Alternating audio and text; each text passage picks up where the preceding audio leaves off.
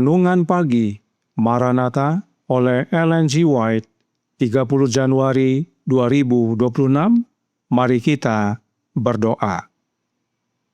Bapa kami yang di sorga, Allah pencipta langit dan bumi, laut dan segala isinya, Allah yang maha besar, maha kuasa, sumber segalanya, yang kami sembah selalu melalui anak-Mu yang tunggal, Yesus Kristus.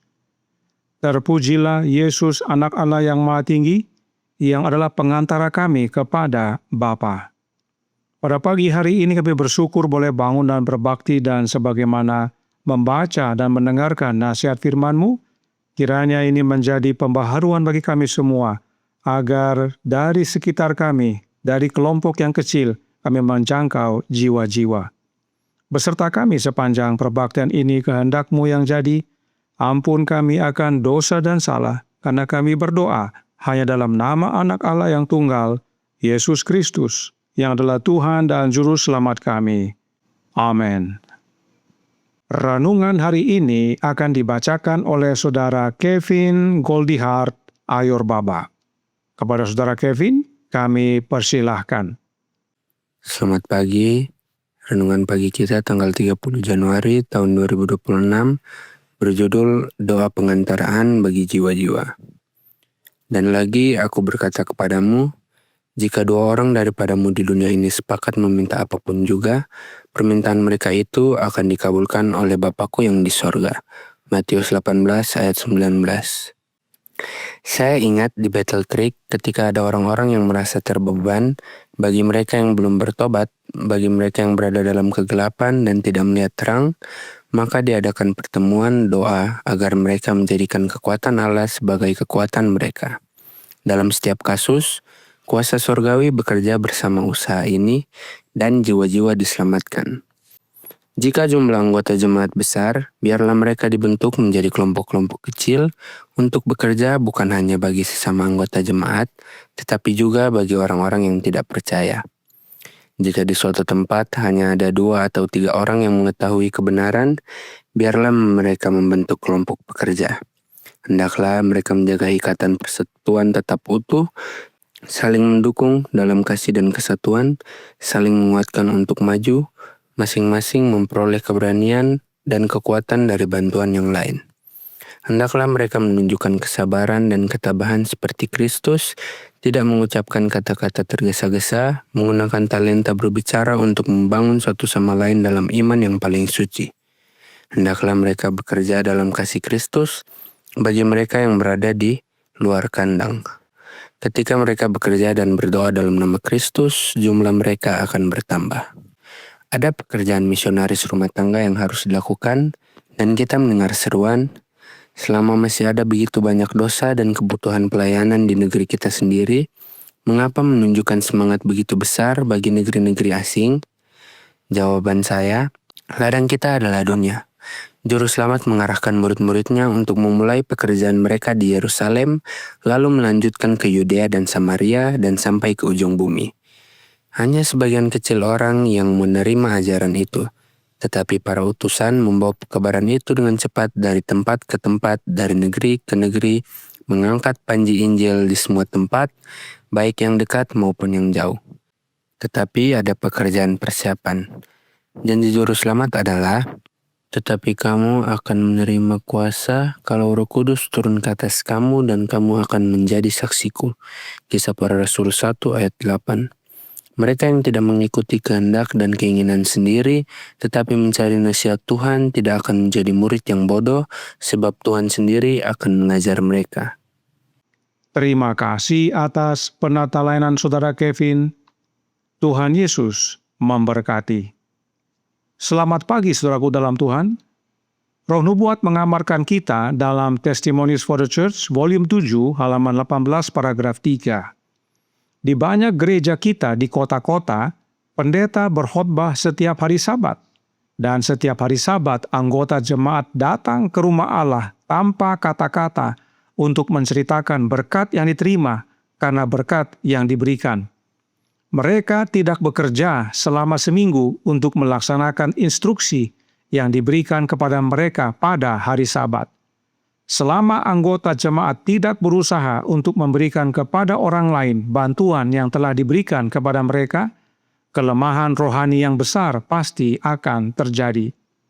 Artinya, setiap hari Sabat himbauan yang diberikan untuk kita bersaksi dan berbelas kasih tidak dilakukan dalam setiap minggu, maka hasilnya adalah kelemahan rohani.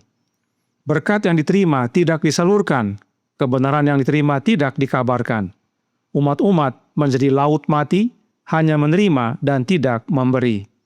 Karenanya, masing-masing anggota jemaat perlu bekerja. Roh Nubuat lalu menambahkan, masih dalam buku yang sama, halaman 19 paragraf 3.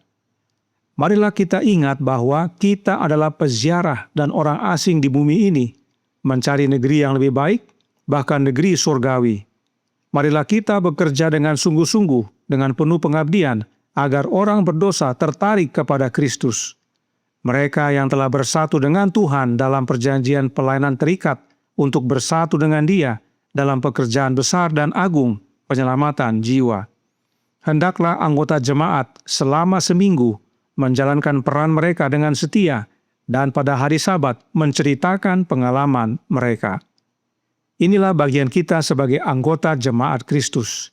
Tetapi tidak sedikit yang merasa harus ada ini dulu, harus ada itu dulu, baru bisa bekerja. Padahal Yesus tidak punya apa-apa, namun banyak jiwa yang Yesus jangkau. Oleh sebab itu, Roh Nubuat tekankan, ketika umat Tuhan menyadari betapa pentingnya bekerja seperti Kristus bekerja untuk pertobatan orang berdosa, kesaksian yang mereka berikan dalam ibadah Sabat akan dipenuhi dengan kuasa. Dengan sukacita mereka akan menceritakan pengalaman berharga yang telah mereka peroleh dalam bekerja untuk orang lain. Nah, dalam bekerja, renungan hari ini memberikan caranya. Maranatha halaman 38 paragraf 3.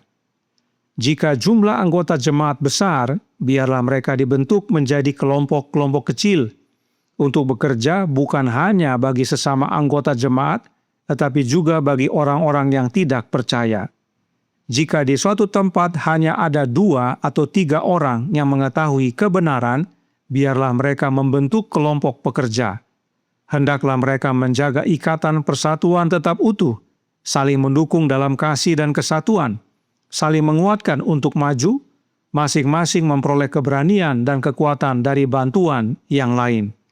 Hendaklah mereka menunjukkan kesabaran dan ketabahan seperti Kristus, tidak mengucapkan kata-kata tergesa-gesa, menggunakan talenta berbicara untuk membangun satu sama lain dalam iman yang paling suci. Hendaklah mereka bekerja dalam kasih Kristus bagi mereka yang berada di luar kandang. Ketika mereka bekerja dan berdoa dalam nama Kristus, jumlah mereka akan bertambah. Penting sekali untuk memiliki sel atau kelompok kecil di suatu tempat agar sel atau kelompok kecil itu mulai bekerja menjangkau jiwa. Dari pengalaman kelompok kecil ini, masing-masing anggota kelompok bisa bersaksi pada setiap kebaktian hari Sabat. Inilah yang Roh Nubuat nasihatkan. Roh Nubuat tambahkan dalam Testimonies for the Church, volume 7, halaman 19, paragraf 3. Mengapa orang percaya tidak merasakan kepedulian yang lebih dalam dan sungguh-sungguh terhadap mereka yang berada di luar Kristus? Mengapa 2 atau 3 orang tidak berkumpul dan memohon kepada Allah untuk keselamatan seseorang yang istimewa dan kemudian untuk orang lain lagi? Di gereja-gereja kita, marilah dibentuk kelompok-kelompok untuk melayani. Marilah orang-orang yang berbeda bersatu dalam pekerjaan sebagai penjala manusia. Marilah mereka berusaha mengumpulkan jiwa-jiwa dari kerusakan dunia ke dalam kemurnian keselamatan kasih Kristus. Inilah yang renungan pagi hari ini nyatakan sebagai cara dalam menjangkau jiwa-jiwa dan mendoakan jiwa-jiwa. Kita memohon kepada Allah untuk keselamatan seseorang. Kita mohon Tuhan pimpin kita kepada orang itu atau orang itu kepada kita. Kita perlu bentuk kelompok-kelompok kecil dan mulai bekerja menjangkau jiwa. Bawa ke dalam kelompok untuk belajar dan berdoa bersama. Kita sering melihat yang jauh dan besar, sementara yang kecil dan dekat diabaikan. Itu sebabnya Yesus berkata dalam Kisah 1 ayat 8, "Tetapi kamu akan menerima kuasa kalau Roh Kudus turun ke atas kamu, dan kamu akan menjadi saksiku di Yerusalem dan di seluruh Yudea dan Samaria dan sampai ke ujung bumi. Kita bekerja mulai dari yang dekat dulu di sekitar kita, kemudian bertumbuh dan berkembang sampai akhirnya ke ujung bumi. Namun ada saja orang yang ingin langsung ke ujung bumi, sementara yang di Yerusalem belum dikerjakan. Ada waktunya ke ujung bumi, namun mulai dari yang dekat terlebih dahulu. Bentuk kelompok kecil dan mulai bekerja bersama. Maka kesaksian demi kesaksian dapat kita bagikan setiap Sabat. Oleh sebab itu, renungan hari ini menutup dalam Maranatha, halaman 38 paragraf 4. Ada pekerjaan misionaris rumah tangga yang harus dilakukan, dan kita mendengar seruan, selama masih ada begitu banyak dosa dan kebutuhan pelayanan di negeri kita sendiri, mengapa menunjukkan semangat begitu besar bagi negeri-negeri asing? Jawaban saya, ladang kita adalah dunia. Juru Selamat mengarahkan murid-muridnya untuk memulai pekerjaan mereka di Yerusalem, lalu melanjutkan ke Yudea dan Samaria dan sampai ke ujung bumi. Hanya sebagian kecil orang yang menerima ajaran itu. Tetapi para utusan membawa pekabaran itu dengan cepat dari tempat ke tempat, dari negeri ke negeri, mengangkat panji Injil di semua tempat, baik yang dekat maupun yang jauh. Roh Nubuat berkata, hanya sebagian kecil yang mau bekerja dari yang kecil dan dekat-dekat dulu. Mayoritas ingin langsung ke ujung bumi atau yang besar-besar. Kita pasti akan menuju ke ujung bumi, tetapi kita harus mulai dari yang dekat dan kecil dahulu. Kiranya pekabaran renungan pagi hari ini menjadi pembaharuan bagi kita semua. Mulai dari yang kecil dan dekat, lalu bertumbuh, sebab itulah kesaksian hidup dalam Yesus. Ayat inti renungan hari ini berkata dalam Matius 18 ayat 19. Dan lagi aku berkata kepadamu, jika 2 orang daripadamu di dunia ini sepakat meminta apapun juga, permintaan mereka itu akan dikabulkan oleh Bapa-Ku yang di sorga. Tuhan memberkati, saya bawa dalam nama Yesus. Amin. Mari kita berdoa.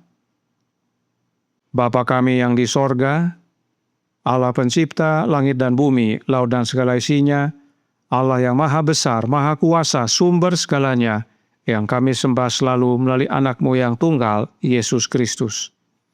Terima kasih atas nasihat dan panggilan bagi kami semua, agar bekerja bagi Yesus mulai dengan kelompok kecil dan dekat sekitar kami, dan mulai bertumbuh hari demi hari hingga pada akhirnya boleh sampai ke ujung bumi.